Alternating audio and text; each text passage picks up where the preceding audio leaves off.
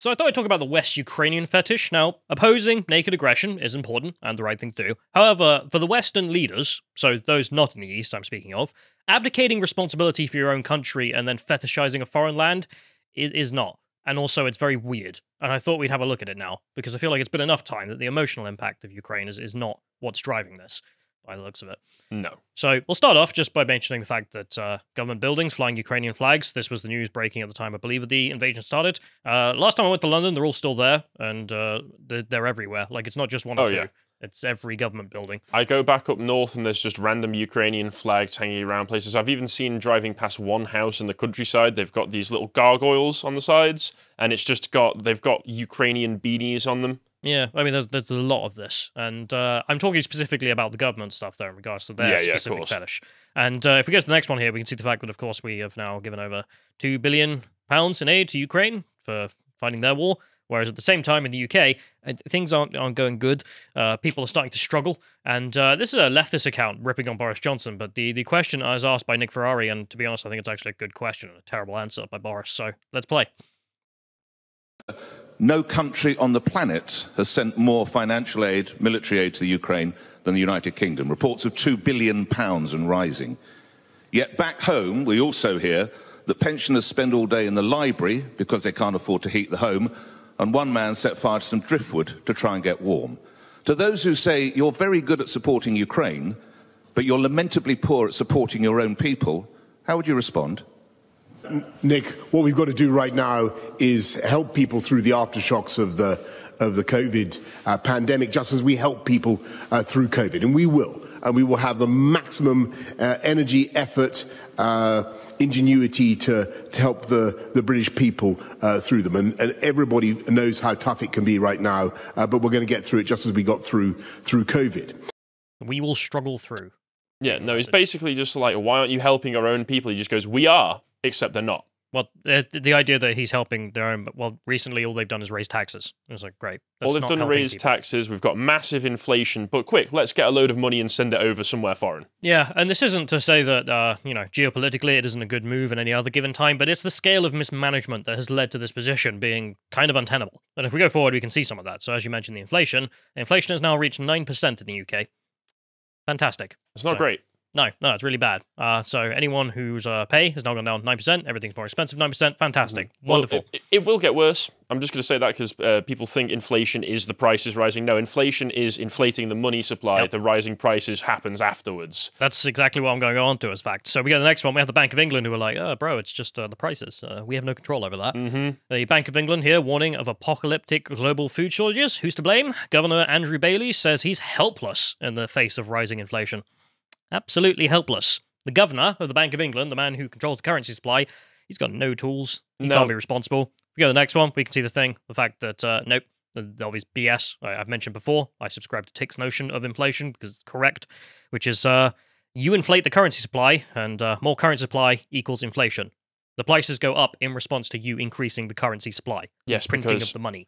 Because the actual subjective value of each unit of the currency goes down because there's more of it, so this one means less now. And then the Cantillon effect, of course, means that you get it so that it only really benefits people in the financial spheres, people who are already in a good place, people who are already wealthy, and then by the time it gets to the plebs, like you or I, too bad. We're screwed over. Yeah, it's not the greedy business owner putting up his prices or the greedy worker demanding more money that is the inflation. No, it's the increase in the money. The fact that you printed it all. So it's just ridiculous to say that he's helpless in all of this. If you go the next way, there's also the Eat 2 Meals a Day campaign. Seems to be a thing again. At least this is according to someone who was on LBC talking to Nick Ferrari about this, some expert, who said that the cost of living crisis is now causing to about 1 to 2 million Britons to not eat meals or to have to skip meals. I don't know what statistics you get from this, but this is just something that's been reported, and genuinely, yeah, I'm not surprised. I'm not surprised. Things are getting absolutely terrible. To be fair, in the name of subsistence, I've been only eating about 2 meals a day, 2 proper meals a day for like years now. To be fair, I don't think it's normal to eat 3 meals a day, like 3 proper full meals. Maybe you have a sandwich in the middle of the day, but it's not a sign of luxury. No, it certainly isn't. It's not a sign of a country doing incredibly well. It's fact there was a campaign the North Koreans had at one point as well, just to mention. But oh great, we're copying the North Koreans now. Oh no. But let's go to the next one because we also have the fact that also just continues to depress me. But I'll mention it again, which is Britons are still poorer than their counterparts in 2007 ever were.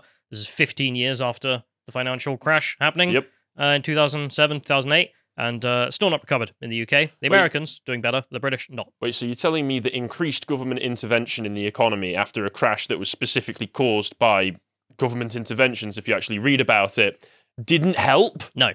Great.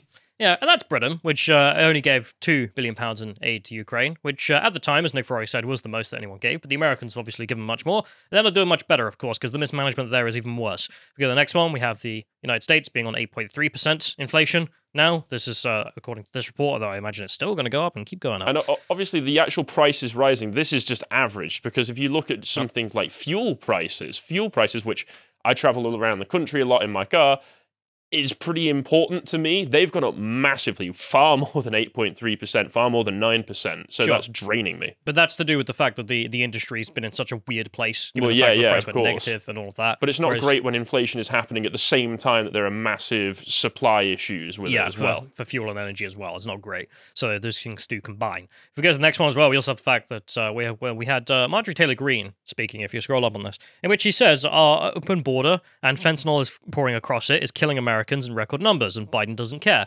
And Dan Crenshaw says this, and then Dan Crenshaw responds to this here by someone saying that, yeah, but you sound off about that stuff and then send $40 billion to Ukraine, and ratioed him there. And Dan Crenshaw responds with, yeah, because investing in the destruction of our adversary's military without losing a single American troop strikes me as a good idea. You should feel the same. Who says that Russia has to be an adversary in the modern era? Well, they have engaged in naked aggression, so it is right to oppose naked aggression where it happens. But the fact that this is the thing, like at any other given time in American history in which the United States is being managed slightly better, to say it mildly, then this is obviously like the easy, simple thing to do. You know, sending missiles into Syria to make everyone pipe down under Trump, for example. Like, it costs money, but it's not a problem because everything's going well. But that's because you're managing it well. Whereas the complete mismanagement that has happened because of the lockdowns, it's not because of COVID, it's because of the lockdowns, and then the mismanagement of the economy since and the political system, this is just terrible, terrible optics, obviously. Yeah, and this is the prevailing attitude among the political elites as well. Just the fact that it's all right if you starve as long as we feel better. Yeah, and that's what I'm getting at. I'm not getting at the Easterners who are also dealing with a war, and fair enough, no one's saying anything like that. What we're dealing with is the Western politicians who have decided that all of a sudden they're going to drop every other piece of rhetoric and jump into the Ukrainian bubble because that's where they can feel safe. Because if they have to face up to things that have gone on in the West, well, they start to look pretty bad. If we go to the next one, we have Marjorie Taylor Greene calling him out on this and just being like, so we're funding a proxy war with Russia. Nice to admit it, I suppose. And then she goes on to say that, how does this help Americans? And it's not a question to be asked. How will this help us sell burgers? Oh, burgers? Burgers? Not involved. And then if we go to the next one, we have Dan Crenshaw's response, which is still going after that slot on Russia today, huh? What? That's not known. No, I don't get this. Like, her asking, okay, can we admit we're in a proxy war, is a fair question. And then asking, well, how does this help Americans, is also a fair question there. So, great, right. So, also the fact that he didn't actually answer the question of how does this help Americans, of course, didn't bother. Well, I don't think it's something that's really crossed his mind in this whole situation. No, if we go to the next one, we have the response to this, the typical response I saw, which is people just posting as stonks. There's your stonk portfolio. This is what this I wonder happens. if he's got anything invested in Raytheon. No, and there's also the question, obviously, with the Ukrainian proxy war, because that's what it is, and, these things happen, and they're geopolitical points, and blah, blah, blah, not going to get into it. But the point is, more fundamentally, well, how much more money? Like, how much actually are we prepared to give? And also, what does victory look like in this instance? Is it Ukrainian victory of taking back all their territory? Are we going to fund until that happens? Are we going to fund until there's a weird peace agreement between those two? Or what? Are there any actual objectives? Is it until we launch a counter-offensive against Russia or something? And that's a fair question to ask. I mean, you can have all the sympathy and all the geopolitical, needs and blah, blah, blah. But to ask, okay, well, what does victory look like here for the West? That's important. And, Tucker Carlson asked this point and just absolutely nails it. Let's play this clip from his show. Yesterday, the United States Senate voted to advance another $40 billion to Ukraine in a spending bill. Only 11 senators voted against this, all of them Republican. Now, no one knows exactly where that money is going, but we can be certain it's just the very beginning. Behind the scenes, leaders of both parties have agreed that, yes, we are at war with Russia, that we will prosecute that war until we, quote, win, though no one is willing to define what victory looks like, and that the United States government is prepared to spend up to $3 trillion to defeat Russia. Now, you didn't know this because no one is saying it publicly, but privately they are saying it. You have not been consulted. The public support for this is pretty much around zero. You can't afford to fill your car. There's no baby formula, but we're going to spend up to $3 trillion fighting Russia without a vote? You know who's excited about this? Of course, the people who are selling the weapons. And that would include retired four-star General Barry McCaffrey, another left-wing general who was for some reason taken seriously. He just tweeted this image of Ukrainian air defenses, quote, nailing Russian aircraft. There's just one problem. That image is not from Ukraine. It's from a video game called Arma 3. It's from a video game from Barry McCaffrey. And of course, Max Boot, who's a war expert, retweeted it. Oh, it's so exciting. It's literally a video game. And that's how they understand war, as a video game. Yeah, to be fair to them, though, Arma 3 is a great game. And also very realistic. That might be true, but still, yeah, he's got a point there, which is that these elites are so disconnected from everything that's going on that, yeah, it might as well just be a video game to them. Yeah, but the fundamental point being, well, what does victory look like and how much are we willing to give? And Tucker says apparently $3 trillion. Yeah. I feel like Build Back Better, the original, 1,000-page bill, was going to be, what, $2.5 trillion? And then they went, no, we don't want to do that. And Joe Manchin stepped in and, blocked it. It seems that the Biden administration... Salutes from the chat, I don't know. Yeah, it seems that Biden is really desperate on just spending trillions of dollars pointlessly. Well, trying to destroy the American economy. I mean, it seems purposeful at this point. Is he an accelerationist? Is that what's going on? He's a secret dissident? Secretly based, I don't know. Probably not. But if we get to the next one, he also went on to, Tucker here went on to insult Dan Crenshaw as well over this, calling him Eye Patch McCain over the idea that he's willing to spend endless amounts of money because foreign war. And well, that's the relation to the previous segment as well. But Crenshaw responded to this, and he said in a Fox News interview, saying, the arguments that our side is making is very depressing, and they are almost pro-Russia. People are saying we can't put baby formula on our shelves, but we are sending money to Ukrainians. My response is that, do you know how much baby formula you can buy with $40 billion? None. Because it's not a money issue, it's a manufacturing issue. No, it's not. What? I mean, this is just wrong. It's an importation issue. Yes, the United States production of baby formula has stalled because of a problem they had with formula killing babies, but the rest of the world has baby formula, would happy to sell it to you, but federal rules deny it, and I'm absolutely right on this, because we go to the next one, we can see this in real time. I mean, this is Ron DeSantis' press secretary making a point here that baby formula from Europe was being denied to be sold in the United States because of weird federal rules that make no damn sense, and if we go to the next one, we can see just the data, just absolutely here. Lifting these restrictions would solve the problem, it seems. And it also seems what the FDA is already promoting. Almost 98% of the United States baby formula comes from domestic manufacturers, with the 2% that's imported mainly coming from Mexico, Chile, Ireland, and the Netherlands. The devastating shortage was sparked by a recall of formula from Abbott Nutrition in February, which provides 43% of US stock. Makes perfect sense. They can't send their baby formula, you got a 40% shortage in the United States. Well, guess from where? But you only import 2%. So okay, just import more, you would think. Well, no. The FDA insists that it is not reducing health and safety standards in order to expedite import approvals, but would be more lenient in other technical requirements such as formulating on labels.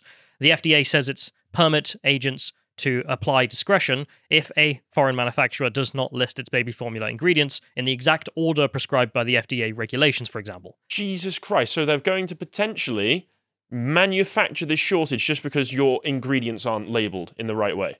The Fed is doing this because of their own stupid rules. End the Fed, for the love of God. Yeah, I mean, this is another great example of just federal rules that make no sense. Why are they in there? For no goddamn good reason. And then you have a tragedy like this, which is you have to recall the baby formula. 43% of it goes missing, obviously. And then you can't import it. Why? Because the ingredients aren't in the exact order we'd like. Yeah, these sorts of rules are purely in place to keep some federal bureaucrat busybody in a job. So I'm the guy who checks the order of baby formula ingredients. So Dan Crenshaw, just wrong. You can buy a lot of baby formula for $40 billion. Just get rid of the federal rules. It's that simple. Dan Crenshaw also towing the common line nowadays that if you're pro-American, i.e. you don't necessarily want to get involved in a proxy war, that means you're pro-Russia. Yep, simple as that. If we go forward, we'll just try and end this off real quick, which is just the fact that the aid keeps increasing as well, because originally Biden sought $33 billion, and then if we go to the next one, of course, that bumped up to $40 billion, and now maybe $53 billion. And why won't it go to $3 trillion? There ain't a reason. It may very well do. Tucker may be completely right on this. Don't expect the government to limit themselves. Yeah. Also, the $53 billion that's being sent now, I don't know how it made up that much, because it apparently includes the $30 billion sent previously, is now 81% of Russia's defense budget. So you would feel like job done there if you're sending that much cash. But there's also the point, if you go to the next one, Marjorie Taylor Greene making the point that, well, does the Ukrainian soldier actually get all this money? No.